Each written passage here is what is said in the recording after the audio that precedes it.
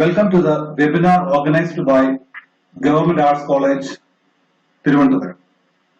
Myself, Dr. Bino Joy, Assistant Professor, Department of Commerce, Government College, Kottayam. Hope that you are aware about the meaning of cyber crime. You know that it is a crime committed at cyberspace. Cyberspace is a domain which consists of computers, data storage devices, software, internet, websites, email, electronic and biometric devices. Cybercrime can be classified under two heads.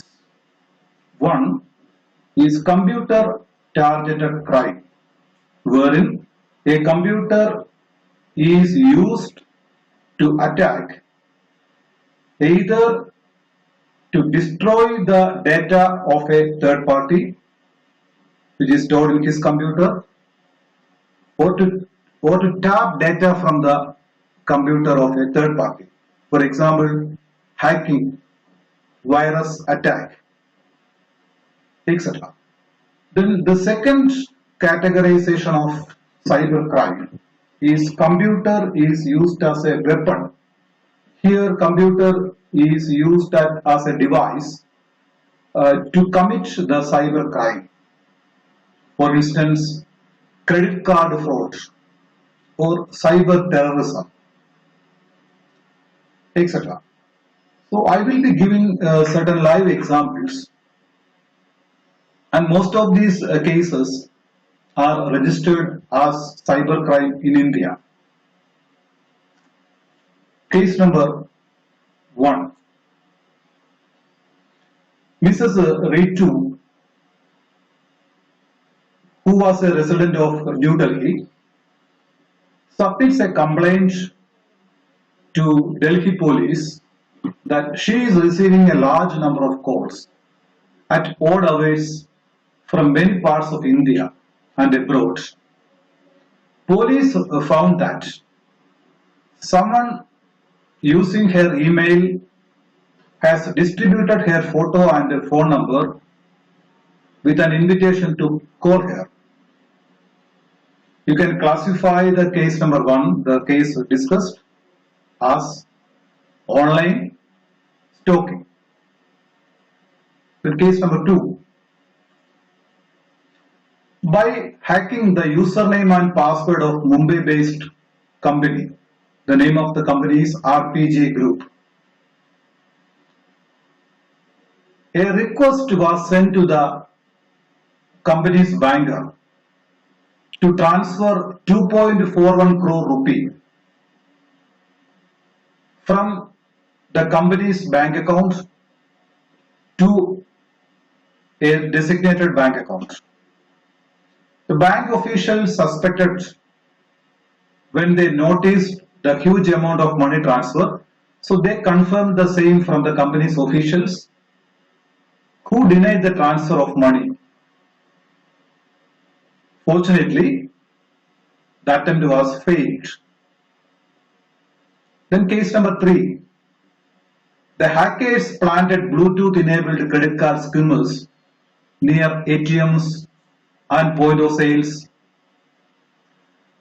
and they tapped the data of credit card holders whenever they swipe their card either to the POS or ATM, and they tap details of ATM number, PIN card number, CVV, etc.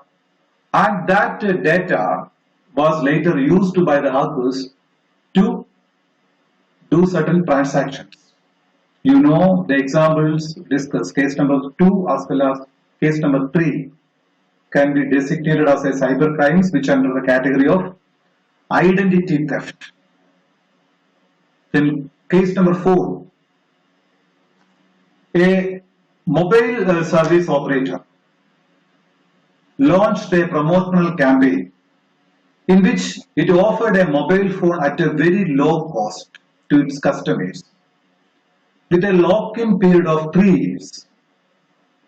The software of the phone was configured in such a way that The lock-in period, during the lock-in period, the SIM of any other company cannot be working with the handset.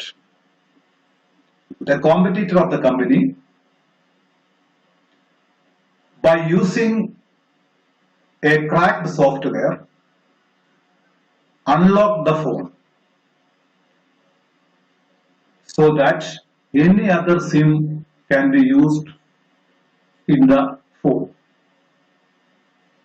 So the company filed a case under cybercrime, which comes under copyright infringement under section 63 of Copyright Act. Then case number 5. During the year 2000, a spam email containing the subject line, "Love letter for you." This was a text message which was received as an attachment to the email. If you click the attachment, your computer gets infected and the worm starts searching all the drive of the computer and start corrupting the files. It also starts forwarding the copies of the email to all the Outlook contacts added in the address book of the user. Many large organizations, including British Parliament and even Pentagon, have to shut down the email system to stop this worm spreading into their network. And this is a case of virus dissemination. Then case number 6. Some of the customers of ICICI Bank received an email from a person who claimed to be an official of ICICI Bank. He asked the customer to update their account information using a link which was sent to their email. If you click on the link, the same link redirects the customer to a page which is very similar to ICICI Bank's web page. If the customer used that link to update his account credentials by logging into the fake website, the details of the customer will reach in the hands of the hackers and they can later use this information to log into customer's account. And this is a case of phishing through email spoofing. And case number 7, many people have installed pirated software in their computer. This is a case of software piracy. So from these cases, you can understand the scope of cybercrime, which is across national boundaries. So it is very difficult to trace the culprit. So cybercrime involves the use of digital technologies. So if you look at the definition of cybercrime, cybercrime can be defined as an offense that are committed against individuals or group of individuals. In the first case we have discussed, this is a personal call, so that is against an individual.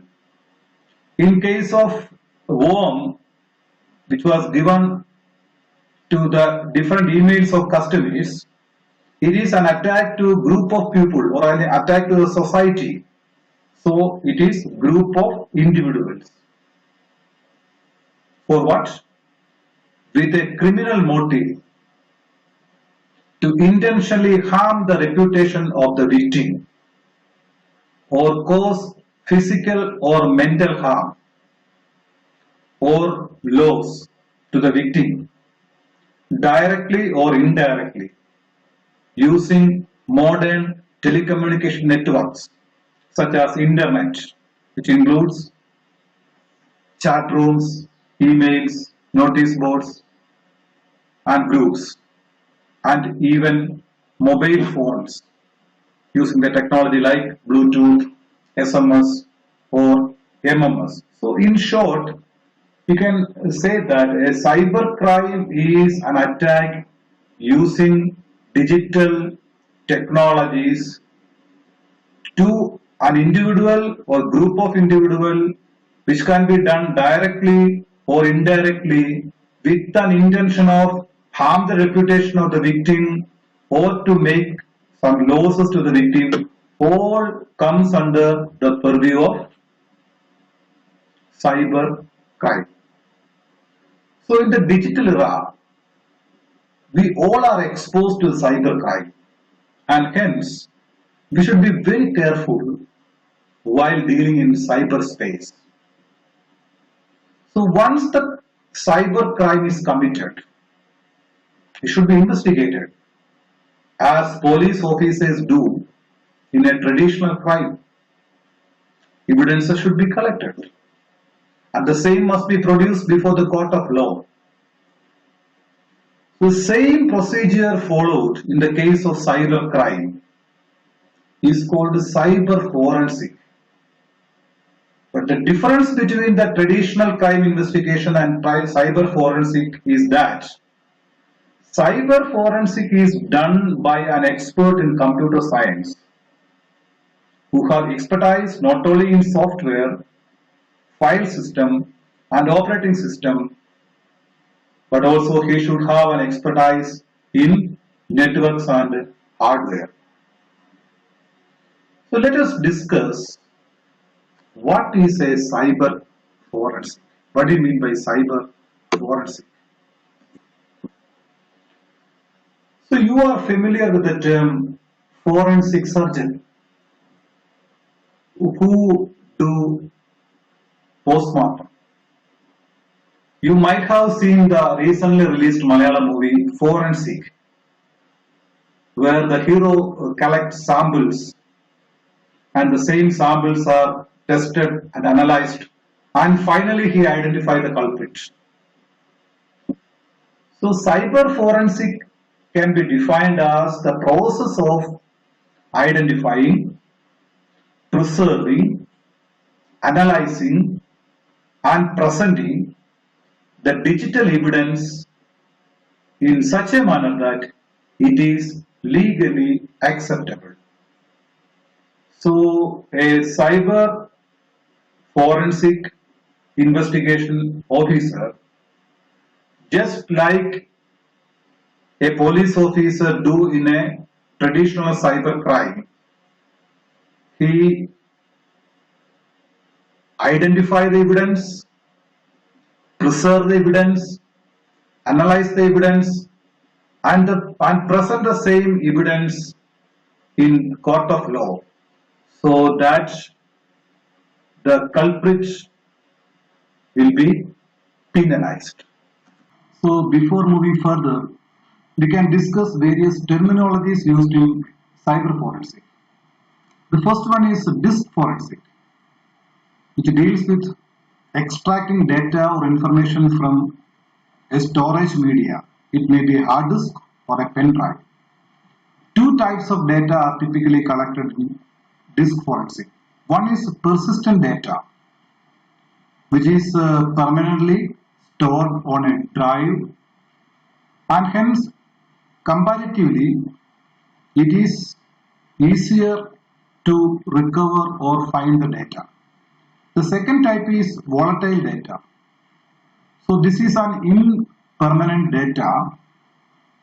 The data may be either deleted, overwritten or altered in a short amount of time by human or automated interaction, which makes this type of data more difficult to recover and analyze.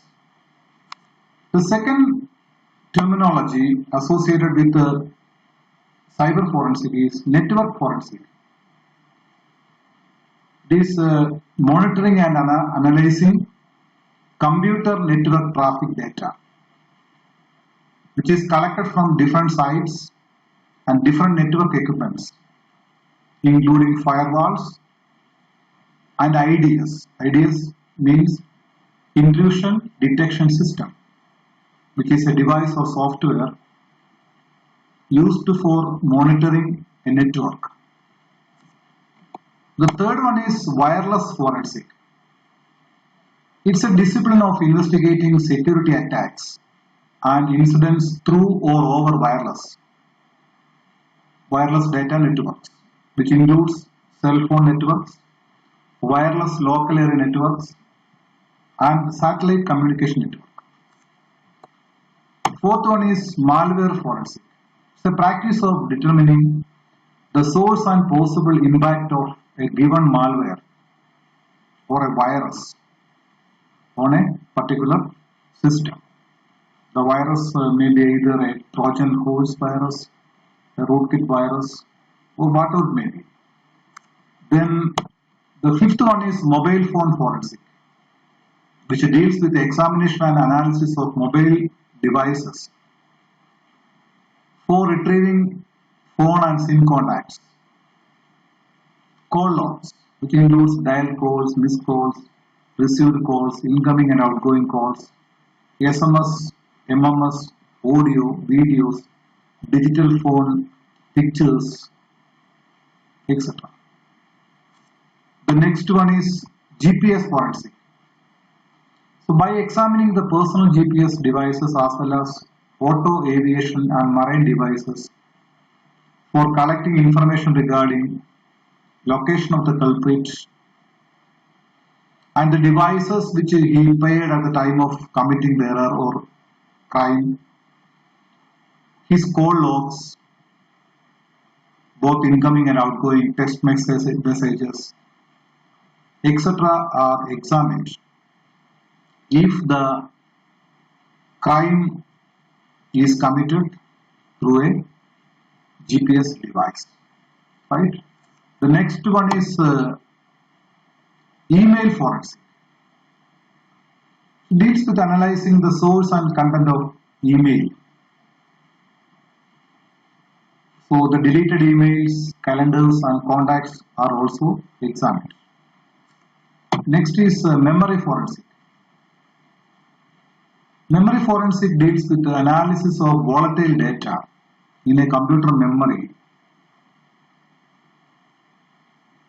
or a system memory, which consists of system registers, cache memory, or random access memory.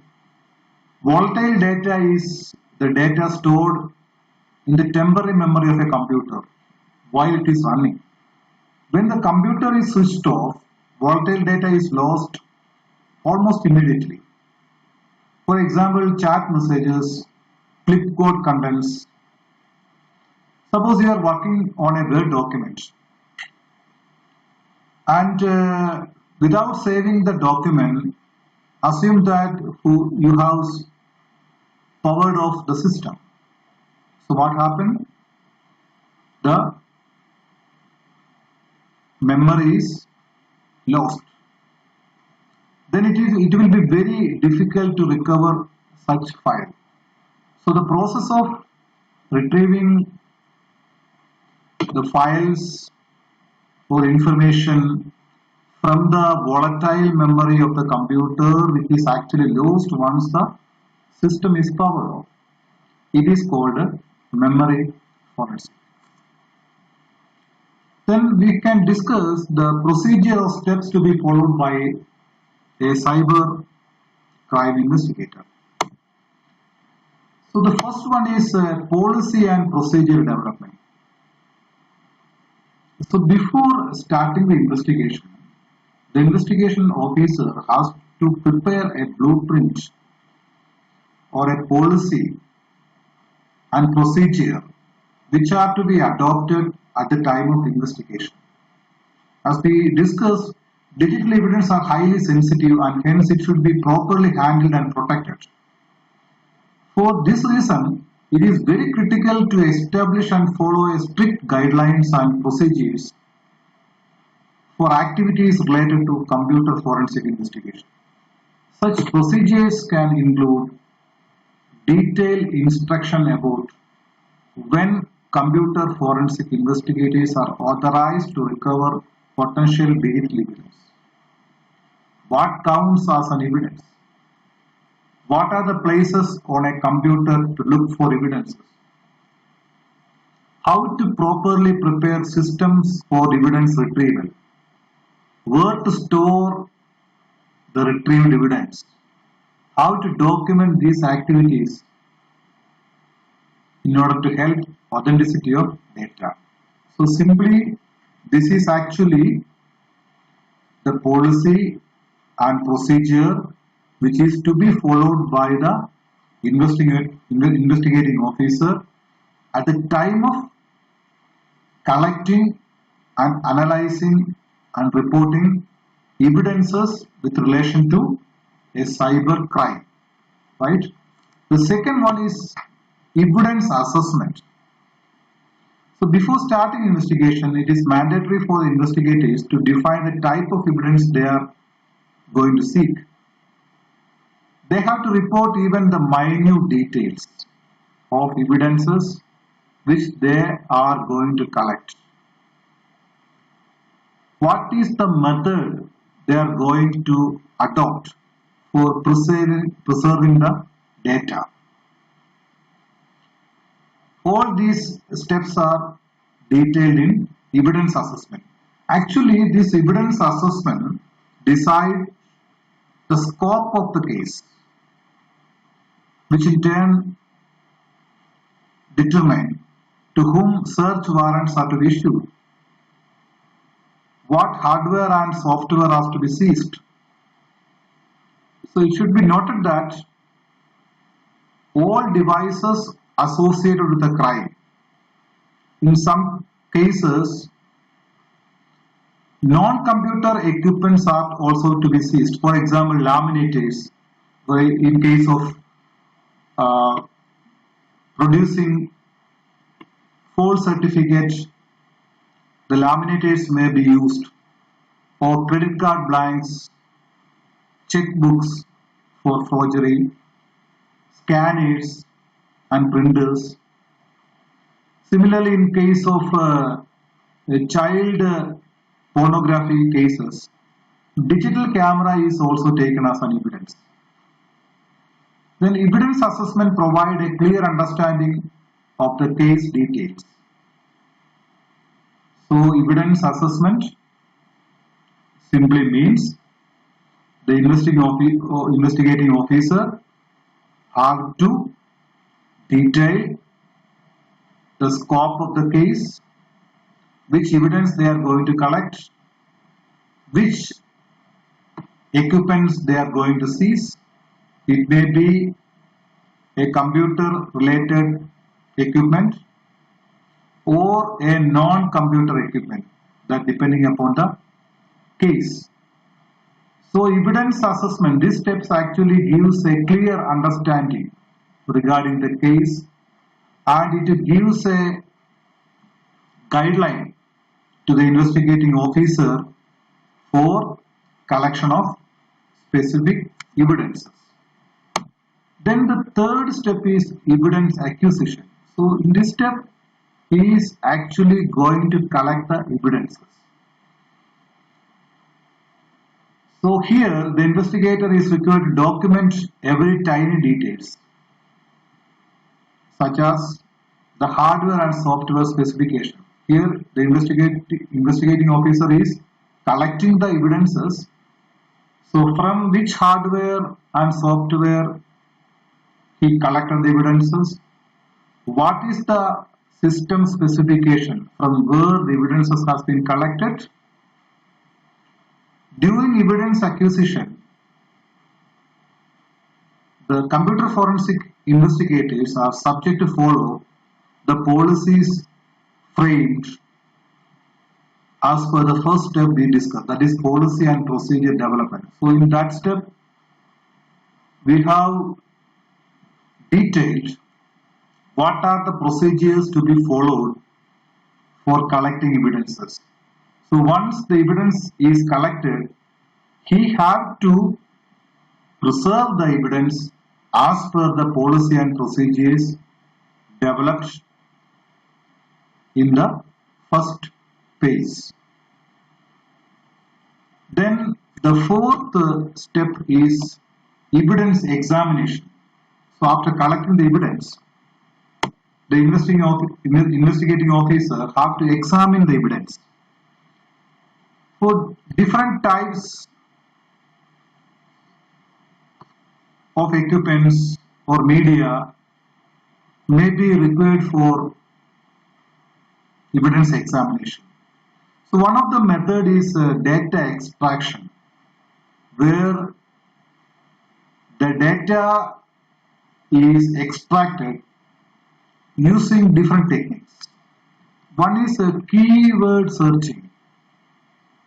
So if the investigating officer is suspicious about certain things, maybe the name of the person, or email address, or IP address, or protocol of the culprit, so he may search by using the name or email address so that he can find the real culprit behind the crime. Then the second one is file carving. File carving is used to recover the data, even if the data is deleted. This is actually reconstructing files by scanning the raw bytes of the disk and reassembling them. Sometimes the culprit may remove or delete the file from the system. So it is very difficult to recover the file. So a lot of software are available for recovering. So this is one of the methods for recovering the file carving. This is usually done by examining the header, the first few bytes, and the footer, the last few bytes of a file. Then third one is looking at the partition table. You know that in a computer system, the hard disk is divided into different segments. If you look at the partition table maintained by the system, we can find out the missing files, if any. For example, assume that the total capacity of your hard disk is 1 terabytes, and the partition table shows only 900 gigabytes GB. So when we are sure that 100 GB data may be either missing, so that missing data can be recovered through looking at the partition table. The final stage is documentation and reporting. After collecting the evidences and analyzing the evidences, the final purpose of the investigating officer is to submit the report before a court of law. So he has to prepare the documents. The investigator must document completely and accurately each step in their investigation from the start to end. By detailing every minute aspects, the investigator has to prepare a formal report in a definite structure defined by the departmental policy and procedures, and the same must be produced before the court of law so that the culprit will be penalized. So thank you for your patient listening.